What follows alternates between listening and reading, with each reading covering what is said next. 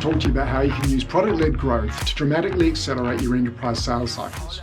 Product-led growth, or PLG for the cool kids, has been entering the vernacular a lot recently.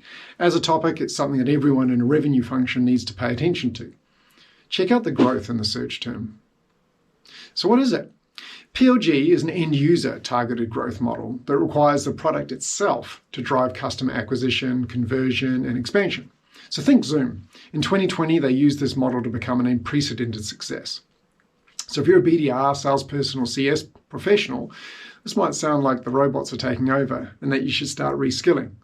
But today, I want to tell you how to not only peacefully coexist with this new model, but in fact use it as a surprisingly effective mechanism for getting mega deals faster.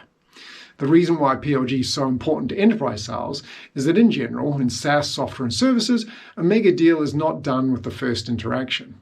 Big deals are done after the customer organization has several proof points that allow validation of value, by when you've earned the right for a more serious conversation. And a bottleneck for enterprise sales is planting all these proof point seeds around the organization that'll give you a critical mass of allies and supporters such that the C-suite will pay attention. So when I was selling Salesforce in 2005, we had a self-service option, but there was far too much onboarding friction to expect an enterprise to start blooming with Salesforce shoots popping up all by itself. And this is not PLG. So in the next few minutes, I'll share some specific tactics you can use to get your PLG strategy translating into 6-7-figure contracts. Number one, you need a mission control dashboard. One of the unspoken and wonderful things about a PLG product is that you, as the vendor, have a bunch of juicy information about users, which can inform not only how you connect, but also what you might find valuable. So when I worked at Yammer, which was the original Slack, we had a dashboard aptly named Mission Control, and that would show us all the workspaces that have been created and were interesting. So in your dashboard, you'll want to know some combination of the following: the rate at which people from a single company are joining, the users who are deriving the most value and which features they're using, because these people can become your internal supporters, the departments that are joining, and the politically influential users, the blunt indicator for which is going to be their title. So if you think about it, all of these are interesting across the revenue team, be it CS, BDR, or sales. What's particularly nice with the PLG is that when you set up a user profile as a customer, you typically put in your data correctly, as opposed to mickey@disney.com or the 555 phone number that you and I use for web forms. This makes it really easy to reach out either by text, phone, or email, depending on the nature of your product. So here are the plays. Number one, figure out who you want to talk to. In the PLG world, there's another acronym to get used to. Normally we talk about MQLs, or marketing qualified leads, and now we talk about PQLs, or product qualified leads. Based on a combination of title, profile for the company, behaviors in your app, a PQL score is going to be assigned, and by the way, the vast majority of users will never want to be spoken to by sales.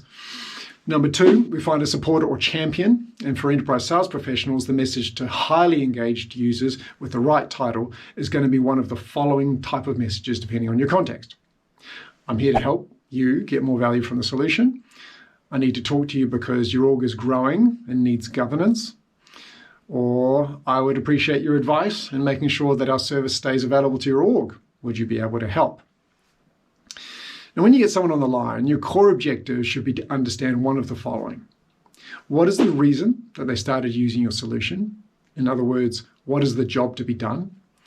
Whether they're a promoter or not, i.e., how likely are they to refer it internally? Who else would get value from what you're doing? And are they someone who's both willing and able to support an expansion campaign? At this point, it gets very nuanced based on your role and solution. But in an enterprise sale, you want to shorten your journey to being relevant. And one way to do this is to track down groups that matter and have them care about your solution. So for example, in a bank, there are groups like equities research, institutional banking, retail banking, and so on. And regardless of your solution, it behooves you to find the lighthouse or trailblazer group who will have everyone else follow if they adopt your solution. In practical terms, this is what you need to ask your supporter. Something like, Sarah, which other groups in your company would get value from this application? Well, I'd really appreciate your guidance in terms of how we might get this out there. If you had to pick a group that are doing well right now in the company and who could use our service, who would this be? And then, of course, you go on to ask for the referral, yada, yada. So to summarize, some actionable takeaways for you. Make sure that your org is giving you actionable insights relating to product qualified leads, or PQLs, that are rated by a combination of behavior in the product, the role of the user, the profile of the company, and maybe the growth of the users from that company.